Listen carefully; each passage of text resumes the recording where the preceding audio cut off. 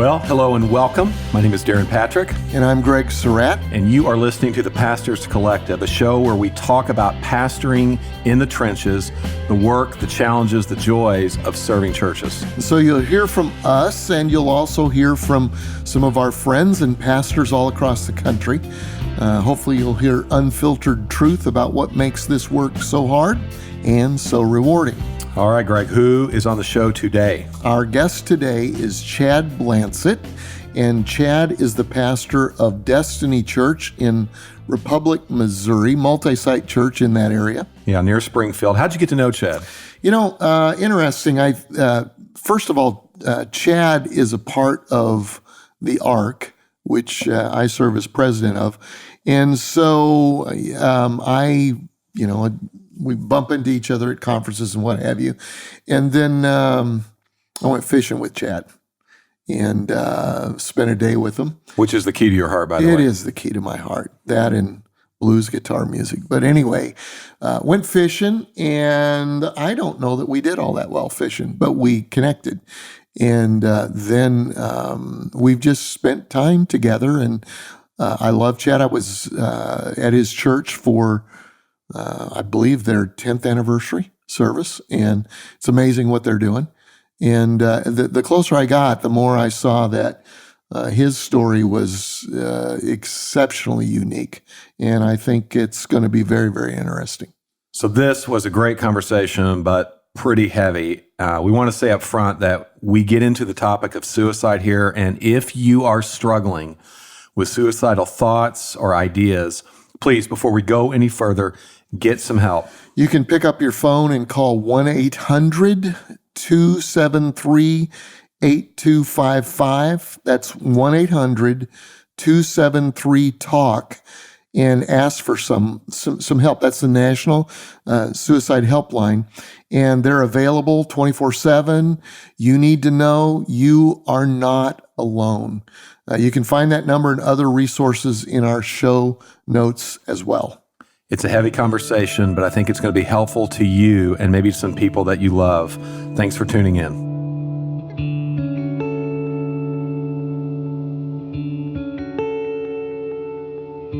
So we are here with Pastor Chad Blansit, pastor of Destiny Church in Springfield, Missouri, the heart of Missouri, some would say. Would you say it's the heart of Missouri? I would say it's real close to the heart. Yeah. We don't really count you in St. Louis. We don't really feel like that's a part of the state, but we want you to feel good about this interview. So whatever you want to say is great. If the Kansas City Chiefs had won the Super Bowl, that might have been the heart, but I'm not sure. Chad, I spent about 20 minutes in Springfield in college, way back in the 70s. Yeah. Have you ever heard anybody count their college career by minutes? I've never heard that. That would be a first that I've heard somebody say I was in college for 20 minutes. He almost made it through one class.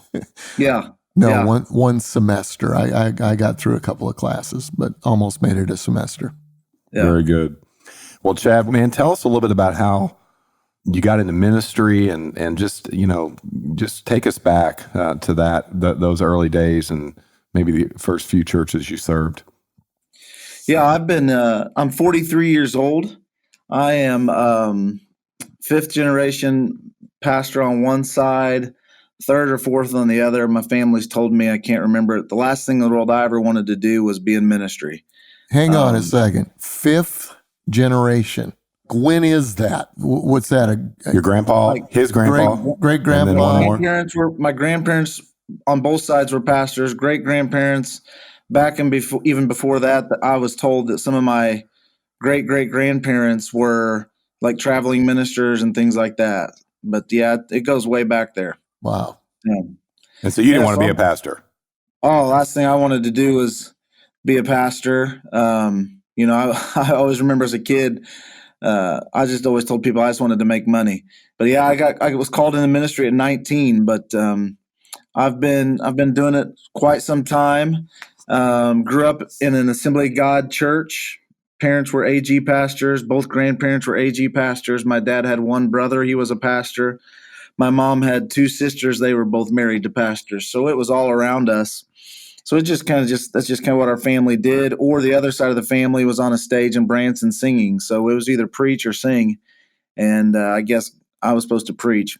Is that an indictment against your singing? No, I can actually sing a little, but I don't do it too much. Well, we'll get to that at the end of the podcast. But yeah, started ministry. I went in full time at 19. I actually went on staff with my parents. They asked me to start small groups in their church. They called them care groups, and I was 19 in ministry, first time in ministry, and this was the first time they were launching small groups, and so they made me do that. Right after that, I became their youth pastor. Chad, hang on a second. Does that end well? Does this story end well? My dad fired me. I don't have that. You don't have that? I resigned from my parents' church. Okay. I did not get fired. Okay. What would you have gotten fired? No, I would not have gotten fired. It was actually pretty successful ministry. Great youth group. It was a growing youth group. But then the Lord called me to travel and speak, and so I started traveling at the age of 22, full time. Was traveling and speaking, and then what we'll get into here in a little bit, some tragedy happened in my life, and I was out of ministry for a couple of years, about 25, 26. I can't remember exactly. I went back into ministry in Wichita, Kansas. In 4 years, I was in 4 cities in ministry, kind of like Pastor Greg's college career. I wasn't there very long. So you would go and travel and speak at youth groups, churches, kind of revivalistic kind of stuff? Yeah. What was your go-to message? Because you probably only had like 4 of them, right? And you just preached them everywhere? No, my game then was when I started traveling is kind of when revival was kind of happening, and people might remember the term Brownsville revival or Smithton, things like that. A lot of revivals were happening. And so every church I'd go to, they'd ask me to stay. And I'm some 22-year-old kid that doesn't have a whole lot of messages. And I remember one church, I was there 21 straight days, and I think I went in with like 4 messages. Oh, so it was every goodness. day, Lord, give me help, So you got close to Jesus on that. I got real close to Jesus, and there was times I didn't get a message, so I just kind of just like, hey, we're just going to just worship tonight. Yeah, that's right. And but those were interesting days, but saw a lot of people saved. It was pretty an interesting experience for me. Doing that, loved it. Would not want to go back and do it anymore with a wife and 4 kids. I mean, I was gone all the time, but it was an interesting experience. Yeah. So you alluded to the tragedy. Bring us into that. Kind of what happened and how you walked through that. Before I get to the tragedy, let me take you to June of 2015. I was approaching my 40th birthday. June 19, 2015, I turned 40. And I remember earlier in that year, really when 2015 rolled around, I remember one day I looked at my wife and I said, something is not right. I don't want to turn 40. And she kind of laughed at me. And, we both kind of made light of it and didn't really know what it was. But as I got closer and closer to my birthday, I would tell her, I'm terrified to turn 40. Something doesn't feel right. And, the week leading up to my 40th birthday, Pastor Greg, I was actually in Montana with you at Refuge with Brian Carpenter. Right. And we were there, and I got home on that Friday, June 19th. I'll never forget it. My wife had thrown me a little surprise party with just some of our closest friends. There was 3 couples there. We were sitting around our fire pit in our backyard, just having a good time. And 9:00 that night, I'll never forget it as long as I live. It was like somebody turned off the lights in my world. It was the weirdest experience. It was like somebody flipped a switch. And I immediately became, I don't know if the word would be depressed or what it was, but I became a different person. My wife likes to say now that I became crazy, Chad. It was a horrifying experience. I remember at 9:00, I sat there. It was like this demonic stuff was happening in my brain. I got up, went inside. Tasha came in. She followed me, and she's like, what's going on? I started yelling at her. All the friends left the house, and it was the worst experience ever. And it was just the beginning of what started spiraling for me. Depression, suicidal thoughts. I'd never walked through anything like it. I've always been a pretty positive person, always seen life kind of as the glass is not just half full, it's 3/4 of the way full. That's just kind of how I did life. I've always had faith. But man, for a solid year of my life, It was horrible. Describe that. Like, what was the depression like? What did it feel like? In Psalms 13, verse 3, it talks about kind of restoring the light to your eyes. And I've just kind of come across that passage lately, but Tasha would tell me, she's like, it was like the light would go out in my eyes. She said she could see it like close over me. And that's what it felt like on the inside. I didn't know what the outside looks like. But it was literally like the lights were shut out, and it got confusing. I've never had panic attacks. I started having panic attacks, would have to pull over on the side of the road. Crazy thoughts like that everybody was out to get me, that I was of no value, that I was no good, that I was worthless, that I was a failure, and that my family's life would be best if I just wasn't in the picture. And I fought that a lot. And then finally, I just started kind of giving into those thoughts, and I would disappear for hours and hours at a time, tell my wife I'm leaving.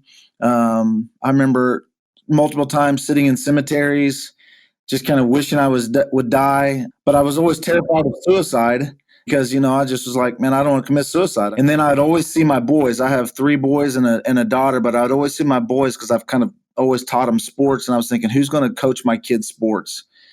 And that would always kind of keep me from making some stupid, foolish decisions. But one time I took off with a gun with full intention of killing myself.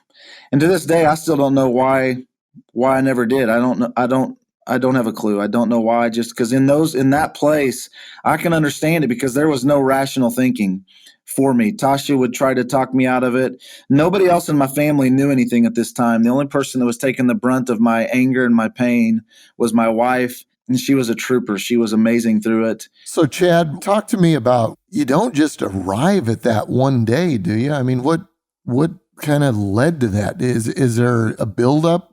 For me, there was a buildup. I did, at the time, now that I'm on the other side of it, I can see the buildup. At the time, you don't. You don't know what's happening. Being a pastor, being in ministry, for me, I started forsaking spiritual disciplines. I would study to preach a message or to lead a life group or to lead my staff or things like that. But I'd stop feeding my soul. I'd stop spending time with God. I would have to say probably, I think I was probably going to heaven, but I don't think I had much of a relationship with the Lord leading up to that. There was no intimacy with him, and it just kind of kept getting worse and worse. And I think that just led up to it. I think it was just I think it was a little bit of burnout, really. My mom told me when I was walking through this, I've always just kind of been this person that's full of dreams and vision, and I'm never content, and I don't celebrate the wins real well. I kind of focus on the little bitty losses and just kind of get consumed with that and comparing myself to everybody else. And my mom one day called me up when she found out I was going through all this. And she said, Chad, I love your drive to conquer the world. But she said, son, I'm so afraid your drive to conquer the world is going to conquer you. And I think that's what was happening in me.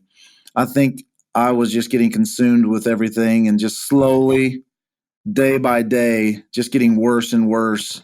And then when I hit 40, that's just kind of when it started spiraling. Had this been building? I mean, so you're basically like a child, not quite a child, but you're a young evangelist. You're traveling all over the place. You're obviously gifted, or that you wouldn't be doing that kind of stuff. So do you feel like, I know this was true for me, that at times you're using your gifts almost as a cover for your intimacy with God? Oh, yeah. Did you feel like that had been a pattern? Oh, yeah. Yeah. I think, like both of you sitting there and myself, I can get on a stage having not spent a whole lot of time with God, and I know how to move a crowd, and I know kind of what people are looking for. And I was able to do that because, when I was traveling, that was at a height of my intimacy with God. And so that was, even in the midst of 21 straight days of preaching, I was able to hear from the Lord and write messages. They weren't the best. I've probably never preached to any of them a second or third time. They weren't one of those, great messages, but they were in that moment. For me, being a lead pastor was where I started noticing some of that, just all the demand. When you had to manage people and deal with betrayals and people leaving, and then the pressure on your family, that's what got you. Exactly. And then growth, just crazy growth, trying to keep up with growth of a church and multiple campuses and keeping up an image, being around pastors and friends, and and it's not ever intentional, but this comparison game that is your church better than mine or bigger, and I was caught up in all that. So then I start really, if you want to know the truth, I start focusing more on strategy rather than relationship. And so every meeting was about strategy and what can we do better, and hey, this church did this, and you just kind of lose sight of it, and you just find yourself distant from God, and you don't even know how you got there. And that's where I was. And some people, it turns out, and they run into the arms of another person. Some people, they quit ministry. Some people, they commit bank fraud or different things. For me, it became this place of sheer terror and depression and panic attacks and anger like I'd never known, and fear. It was overwhelming. It was dark. How did you come out of the hole? It was at an art conference. I was horrible, and I walked into the church that the conference was at, and saw all the people, and it was the first time I'd been around a big crowd, like that massive of a crowd with that many people that I knew, and it overwhelmed me, and I left, and we went back to our hotel room, and I started packing my bag, and it was me and my wife, and we had our two youngest sons with us, and then our executive pastor and his wife and their daughter. And I started packing my bags, and Tasha's like, "What are you doing?" I'm like, "I'm leaving." She's like, "Where are you going?" I said, "I'm leaving you. I'm leaving the kids." She's like, "Where are you going to go?" I'm like, "I don't know." She's like, "What are you driving?" I was like, "I don't know. I'll walk down the freeway." I was like, "I'm going in the mountains. I'm going alone. I'm going to kill myself. I don't know. Just tell everybody I love them." I mean, it was literally at a horrible place. She called my executive pastor. He came down to our room and got in the door. He stood in the way, got in front of the doors. I'm dragging my bag, trying to get out of the room. And he's like, "You're not leaving." And I remember I looked at him and I said, "Get the F out of my way. I'm going to kill you." Hmm. And he just stood there. And I remember I kind of fell my head into his shoulders and said, "Please help." That was kind of the beginning of me kind of letting anybody else know what I was going through. So Pastor Rick Bazette and Pastor Randy Bazette, I met with them the next day, and they said, "We want to help you, but if you don't get help, if you don't do what we tell you, we're not really going to help you." And so they said, "You need to go to a counselor." And so I went to a place called Blessing Ranch with Dr. John Walker, with Tasha, and that started the healing process. I mean, it was still a long ways, but that's really what started the process, talking to him. Even before that, the church sent me to a counselor. And so here's where the story kind of picks up, though, is so both these counselors were trying to find out what started all this for me. And we've talked about, I think, my spiritual disciplines and all of that, but they traced it back to 17 years at that point in time in 2015. They traced it back to 17 years before that. Here I am, 23, 24-year-old kid, married June of 1999. My daughter is born on June 16th. I'd just gotten off the road. I just got home from preaching at a revival, just got home. My daughter is born on June 16th. Best day of my life, really. I mean, your first child, a little girl that just instantly had me wrapped around her fingers. We're building a house at this time, so we're living with my in-laws. And in their basement, my wife looks at me one day on June 22nd, 1999. A little after 5 o'clock in the morning, looks at me and she says, "I have a horrible headache." And I said, "Man, you need to probably run upstairs." She says, "Well, will you feed?" And my daughter's name's Mariah. And, my story, she's as much a part of this story as anybody. And she says, "Will you feed Mariah while I go upstairs and get some medicine?" And I was terrified. I mean, this is my first real watch on as dad duty. And, even she's just upstairs, but I was terrified. And so I'm feeding her and get done feeding her and just making sure my daughter's breathing, watching every movement. 45 minutes later, my wife's still not downstairs, back to the bedroom from getting some medicine. So I walk upstairs, pick up my daughter. I said, "Hey, let's go check on your mom." And I walk upstairs, and the craziest thing I'd ever seen, my wife was laying in the floor with pills all around her, just pill bottles, everything. My in-laws are standing there, and my brother-in-law was standing there, and he was a doctor, and he was on the phone. And and he looked at me and Chad, and I don't remember exact words, but in essence, it was this: "Chad, it's not good." And just a few minutes later, we just lived 15 minutes from the hospital, and a few minutes later, a helicopter lands in our front yard. And when a helicopter lands in your yard, it's probably not good. My mother-in-law and I get in the vehicle, drive to meet them at the hospital. I walk in, the doctor meets me in the hallway, and he says, "Mr. Blansit," he said, "your wife has had a severe brain hemorrhage, and we don't know the prognosis. You can come in and say hello to her.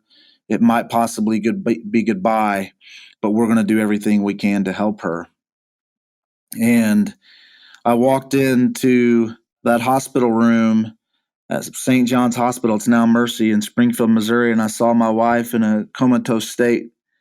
And that day was the last time she'd ever spoke to me. It was a traumatic experience. Psalm 23 has kind of become my life chapter. When it said, "The Lord is my shepherd, I shall not want." First 24 years of my life was handed to me on a silver platter. It was easy. I was not conditioned and built for this day to walk in there. And I remember I walked out of the room as they said, "We're going to take her into surgery." My dad was standing there, and I fell in my dad's arms. And this girl was my childhood sweetheart and the mother of my daughter. And I looked at him and I said, "I can't do this. I can't go on without her." They did the surgery. She survived the surgery. Doctors come and they're like, "Hey, we're going to have to move her to Columbia, Missouri for some rehabilitation." And this entire time, my faith is at a high. Honestly, I'm thinking God's going to heal her and do some miraculous thing. And every day I'm believing that. Hey, Chad, what actually happened? Was it a brain hemorrhage? Is that what is that? It was a brain hemorrhage. They don't know. She had some high blood pressure during pregnancy. She was a cheerleader in high school and in college. She was always one of the flyers. She got dropped a few times. They said it could have been she, hit her head and had a concussion when she was a cheerleader and just had a small spot on her brain that burst during labor and delivery. They said they really have no idea. Even to this day, there's no reason behind it. It just happened. So the medication that was, on the floor when you found her, it wasn't her overdosing on medication. No. It was a brain hemorrhage. It was that she was reaching for some Tylenol and she passed out and knocked everything out of the cabinets when she was falling, and she spilled the Tylenol bottle. There's pills all over the floor and bottles from the medicine cabinet. She had knocked it all out all over the floor. Now she didn't do anything wrong. It was just that was when it happened, that exact moment. So she comes out of surgery. She's 6 weeks at Mercy at St. John's. It's now Mercy, but she was 6 weeks at St. Wohn's in intensive care. And they kept telling us they're going to have to transfer her to Columbia, Missouri, to a place called Rusk Rehabilitation. And so I would look at them and say, "No, it's not going to happen. God's going to heal her." And my faith was at a high. The day that they get ready to transfer her comes about, and I'm thinking this is going to be the coolest story ever. They load her in a gurney in a hospital rolling kind of bed, and they're taking her out to the ambulance. And they've been telling me for days and weeks to prepare to move up there and to pack my bags and to be ready. And I hadn't done anything personally. I hadn't packed anything because I just knew that God was going to heal her on this day. And they wheel her out. It's a beautiful sunshiny day. They take her out. The ambulance doors are open, and I remember it like it was yesterday. I was there with full excitement, anticipation, thinking they're gonna put her in the ambulance and she's gonna sit up and say, "Let's go home." And they wheel her in the ambulance and they shut the door, and reality hit me. I don't have anything packed, and the ambulance driver looks at me and says, "You're going to follow us?" And I said, "Man, I got to go home." I said, "I don't have anything packed." And they said, "Well, meet us there."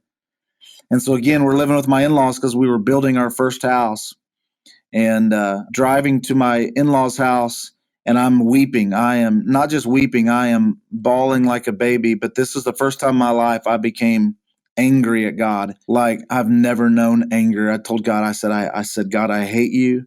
In May of that year, I had been prophesied over at my ordination ceremony. They had prophesied over me that I was going to be like one of those Weeble Wobble dolls that has sand in the bottom. They said, this lady was looking at me. She said, "You're going to get knocked down," but she says, "You're going to stand back up."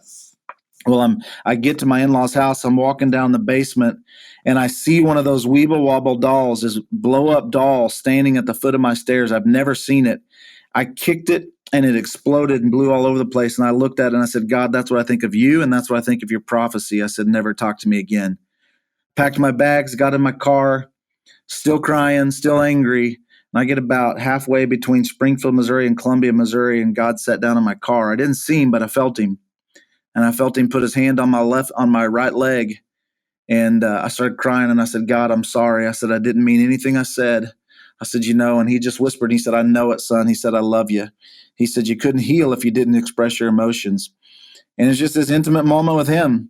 And then it was gone. I walked in the rehabilitation center, and that was the next almost 6 months of my life was spent there. Remember, I've got a daughter. I'm not raising her. I'm not doing anything on her. I'm literally caring for my wife, and I'm a nurse. I'm a doctor. I'm doing everything I can. I'm changing adult diapers. I'm changing feeding tubes. I'm all of this. It was just, I'm barely seeing my daughter. Where is she? She would come up some. My parents would bring her up to Columbia some, or my in-laws would. She was living between Springfield and Columbia with either my mom, my mother-in-law, or my sister-in-law. They were all kind of taking care of her, and they'd come up, and I'd get to see her for a few moments. But honestly, for the first 2 years of my daughter's life, I didn't have much to do with her. And it wasn't anger or any of that. It's just I couldn't. I was taking care of her mother. She was at that rehabilitation center for almost 6 months. They sent us home. No hope. The doctor said the doctor was an Assembly of God deacon.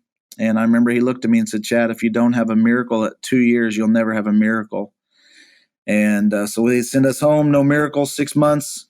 Living again. We had to let go of our house. I'm done working. I don't have a job. I'm not traveling as an evangelist anymore. My only job, my only responsibility is taking care of my wife. Insurance ran out.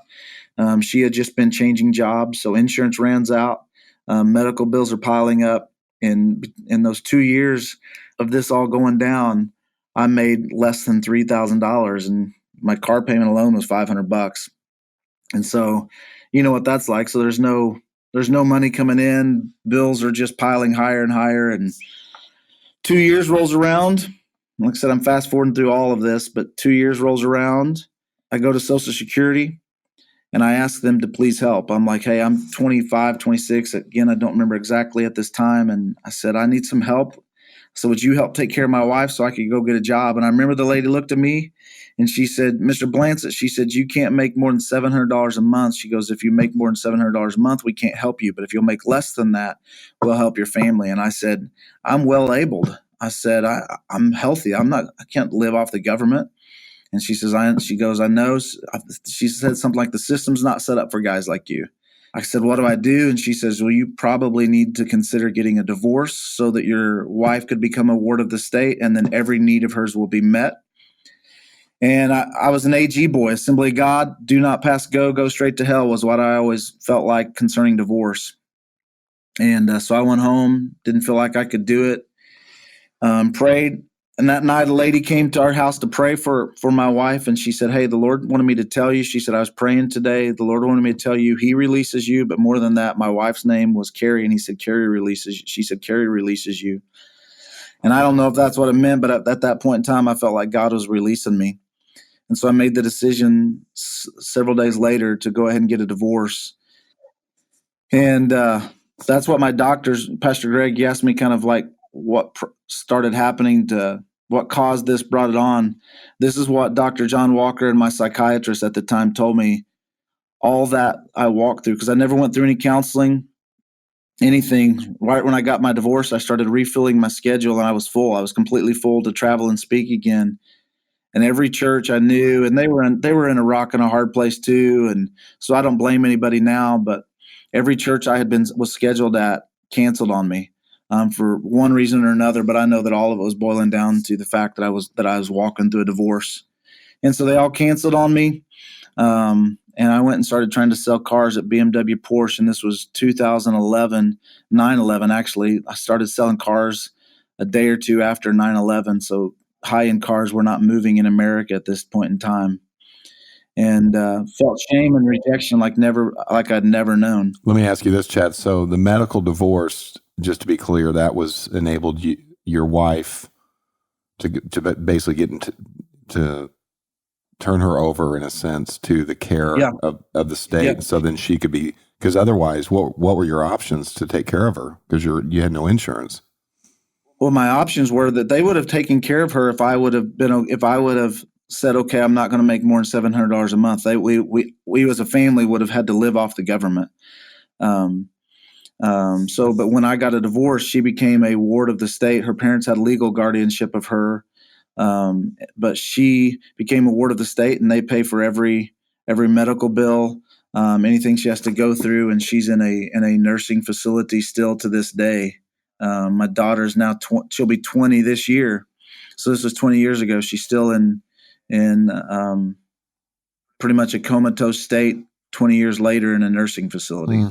Chad, I don't want to make light of any of this, but I'm glad it's not a video because I'm crying like a baby right now. I cannot imagine the emotions that you went through and making some of the decisions that you made.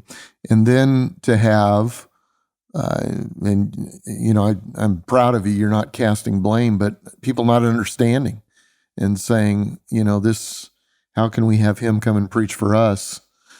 If he's abandoned his wife in divorce, which is not what it was. And no. So I'm sure that well, talk to us about that. How'd you process? I didn't process it really. I just kind of always just went on. That was just kind of how I always did life. I never really dealt with emotion. Like I said, I'd never really had to deal with any. So there was a gamut of emotions through the whole process, but then the pain of what I had to walk through with my wife and losing her. She was my best friend. It was traumatic. That was awful. But the real pain for me was when I did make the decision to leave, the rejection. I felt like a fifth wheel all the time. Even when I was with her, that's one of the things the doctor traced back. I lost all my friends, and not from anything they did, but they were all married. And so I just was like, I'm not going to go out with married couples. I feel weird. My wife's laying in a bed, and you guys want me to go eat with you. And so I was feeling like a fifth wheel. I felt shame. I felt rejection. And then the divorce comes, and everybody turns their back on me. But it wasn't just pastors that I had scheduled to preach. It was friends. It was family that turned their back, and close family. They didn't turn their back on me, but they felt pressure from their churches and things to kind of turn their back and try to protect themselves. And so it just put up this wall with me and them. I lost almost everybody in my life for a season because of what I was walking through and what they were walking through. And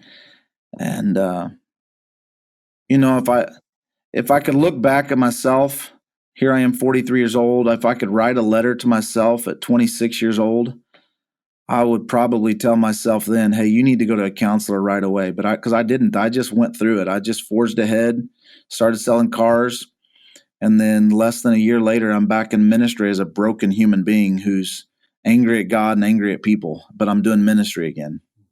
So the counselor pointed this out, obviously, that this was the catalytic event that led to some of your depression because you just pushed all that stuff down. You didn't deal with it. Correct. And so they were saying, hey, you got to go there.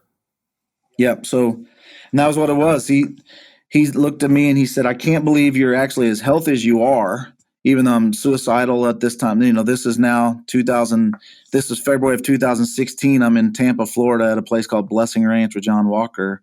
He's like, okay, I'm surprised you're as healthy as you are because you never processed this. But he goes, here's what's happening. He says, your body's having a midlife crisis. And he's like, not like the midlife crisis, like where you need a red car and a blonde-headed woman. And I looked at him and I smiled and I said, good, because I have a red Jeep and my wife's a blonde. I said, I don't need those things. And, Dr. Brene Brown, she says it's not really a midlife crisis. She says it's more like a midlife unraveling. And that's kind of what he was even saying to me. It's your body's saying, hey, everything's healthy. At the point in time, ministry, even though I was broken, ministry was relatively healthy. Our church was growing. We had 2 campuses. But he's like, for the most part, everything's healthy, but your body's saying you can't move any further forward until you deal with this. And that's where I was. And so that started that process of me dealing with that hurt and that pain and walking through shame and emotion and counseling through that. Writing, I actually did have to write letters to myself to kind of release myself and to forgive myself. And that was the greatest thing for me. was forgiving myself. And if I could be honest with you, I still struggle with that at times. I still can get caught up in my head and bring back some of that old kind of religion and law that I knew as a young man, and really berate myself and beat myself up for some of the choices I made during that time.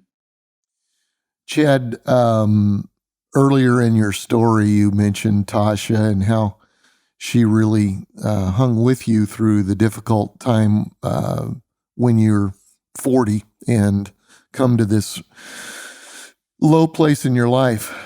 Obviously, you remarried. Do you want to tell us about that? What happened there, and how did you process that?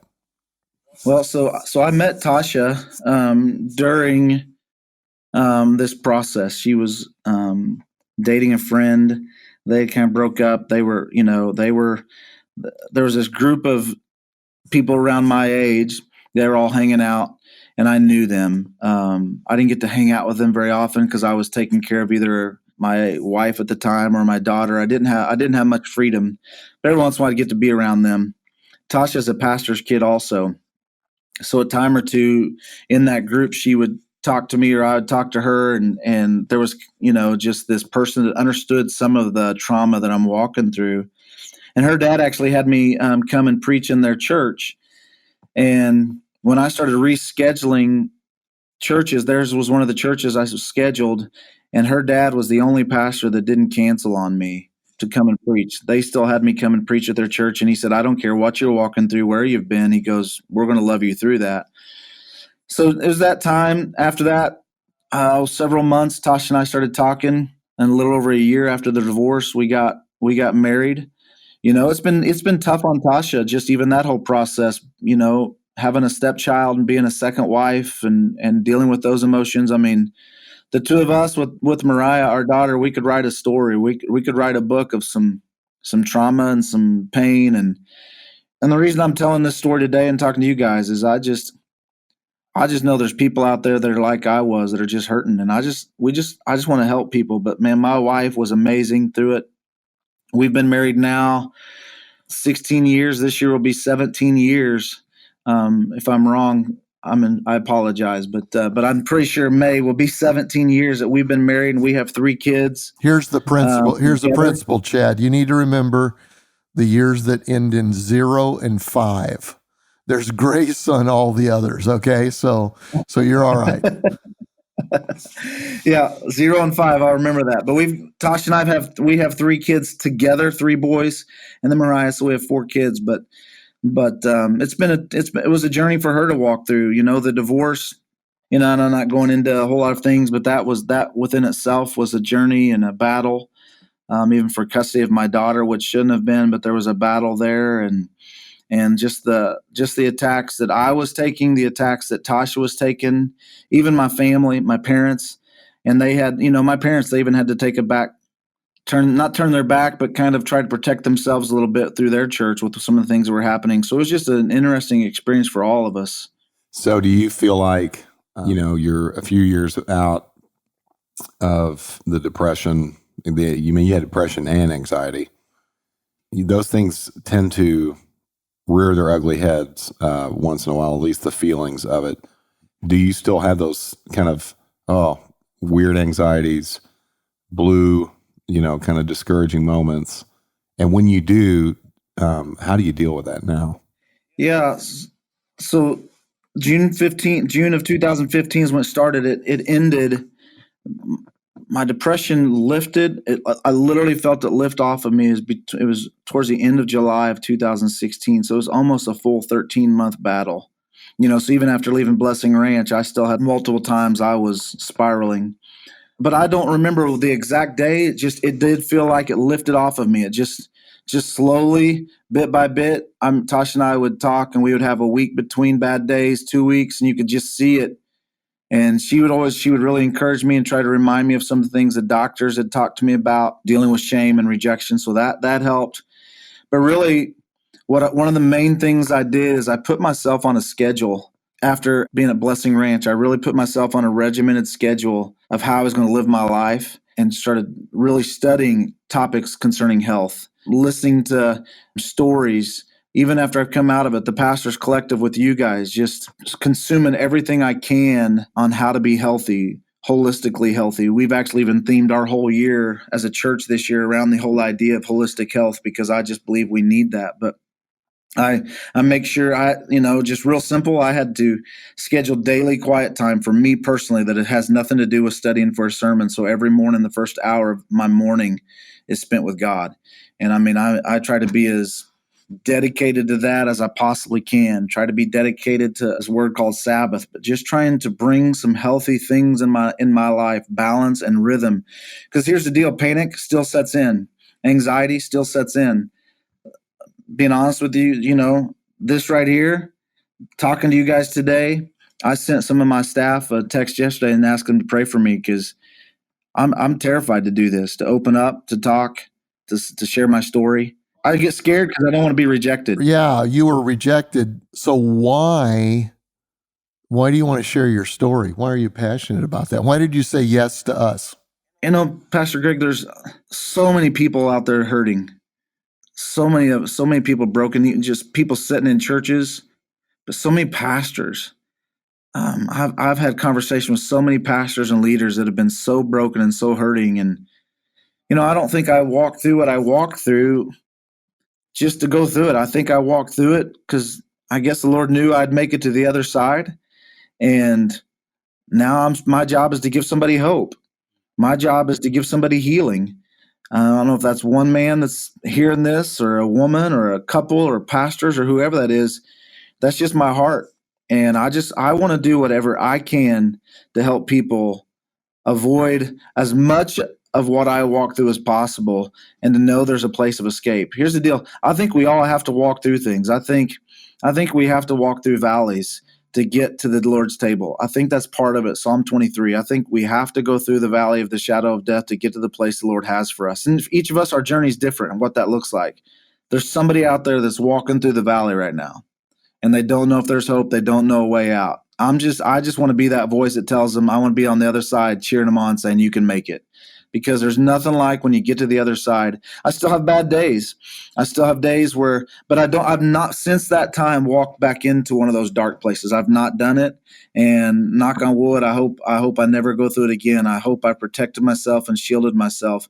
But I still have panic attacks. I still have days where I get a little nervous. The last time coming home from the Pastors Collective, our plane got messed up in the air and started having to circle around. And I realized I was stuck on a plane and couldn't get off. And I started panicking, but I opened my Bible and started reading. So the Lord's given me some coping mechanisms now that I didn't have then. And I just want to do what I can to help people. And so that's why I share with you guys. I'm terrified. Terrified. I was a nervous wreck thinking about this. But if my story can be of hope and healing to somebody, then it's worth it. Well, I'll guarantee you it has been. And I want to say thank you for being so transparent, so honest. I'm sure that your story will be one of blessing to many people. So let me ask you one more thing.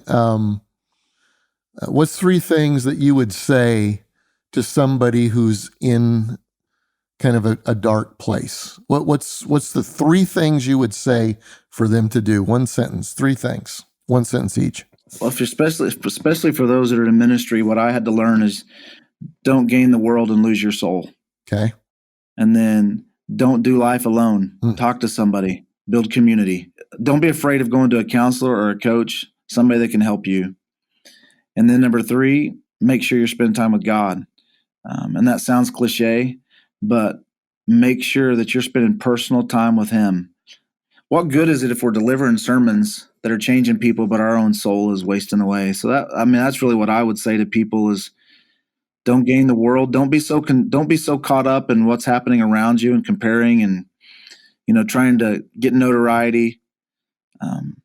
Find a counselor, find somebody you can talk to, a friend, a community, and then make sure you're staying real close to God. That'd be what I would say to people. Awesome, man. Well, thank you for sharing your story. And I guarantee there's going to be a lot of people that are going to have new courage to be vulnerable because of it. So thank you, brother. Well, I've told you guys this, and I'm open to help anybody I can. And so if anybody reaches out to you guys can give them my email or whatever. I want to help pastors, pastors' wives, people sitting in the seats of the churches. Whatever I can do to help, I'm all in. Well, thanks, Pastor Chad, and we will take advantage of your generosity there, brother. All right. Love you guys.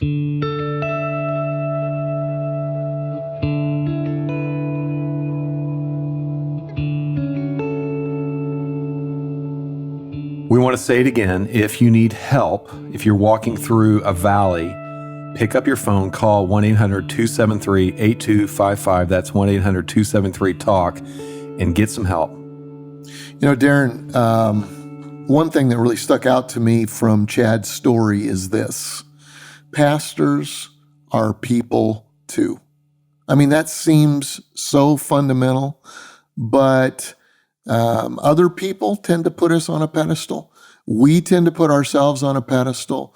And then that pedestal becomes almost a prison. Mm. And pastors are subject to the same kind of trauma, the trauma of loss, of anxiety, of depression, the same as anybody else out there. And so that was really good to kind of flesh out of this interview. Yeah, and I mean, when you're a pastor, you're trying to help people deal with all these kind of things, and it's hard when you're dealing with it. I know for me and for many of my friends, you kind of feel weird because you're like, okay, I can't really be honest about what's going on in me. And though we have these examples from the past with like Charles Spurgeon and different pastors who have talked about their depression, but it just feels like if I talk about my stuff, I'm going to lose authority. I'm going to actually make this thing about me. So it's a hard thing for pastors to talk about. And I love it that Chad was so bold and so forthright in sharing it. And I think it gives us permission to actually be honest about our struggles as pastors. So if you are a pastor and you're wrestling with these kind of issues, please reach out and get help. We have show notes to help you connect. And I love what Chad said when he said, "Hey, I'm ready to leave. I'm going to walk out. I'm going to leave everything." And there was a guy there that said, "No, you're not leaving your family. You're not leaving your church. You're not going to leave your life. We're here." And Chad was humbled at that point. He broke down, and all because someone said, "You're not leaving." And so we need those kind of people in our lives, don't we, Greg? We really do. I don't know that everybody, I do know, I don't think everybody has suicidal thoughts, but I do think we all have abandonment fantasies. There are times when we think, I'd just like to get in the car, drive away, and leave whatever it is that is here. And if you can find somebody, and they're there. In fact, Proverbs says that a friend is born for adversity. And, I know that means a lot of things, but to me, one of the things it means is that I personally, as a friend to other people, you're one of them, and there have been several, I was born for the adversity in your life. Part of the purpose that God created me and had me live during this time, could have lived any time in history, was for your adversity. And if that's true, which I believe it is, there are friends who are born for my adversity. And that's part of their purpose. And so just be open. Sometimes people don't know until you share where you really are.